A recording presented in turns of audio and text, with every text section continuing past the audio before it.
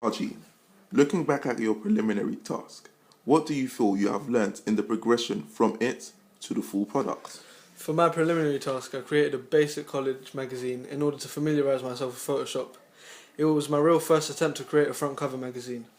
At the time I thought it was a pretty good attempt because of the use of layering and the stroke on the masthead, and it seemed to be quite good. When comparing to my front cover from the preliminary task to the one in the main task, there is a big difference. I have picked up more Photoshop skill throughout the main task, and I believe this is evident in my main task. The front cover is more complex with external fonts used, and brushes and other tools such as the clone stamp tool to perfect the model's face. I believe to be more confident on Photoshop and a lot more fluent. I know what to do now with things such as layering, burning, dodging and other Photoshop functions. My main task comes across with a more sophisticated finish in respect to its genre, because it is clear that my magazine is based on the hip-hop industry when looking at the front cover. Adhering to the genre conventions has become easier as I have researched my genre a lot during the research and planning, so therefore I knew exactly what to include.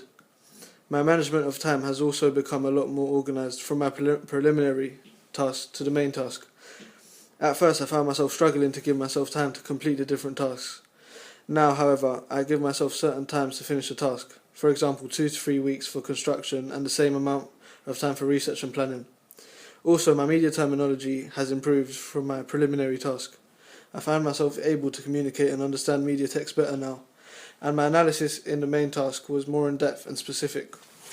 Comparing my prelim task to actual magazines would show a big difference between the two. My preliminary tasks front cover and contents page have a simple and amateur design.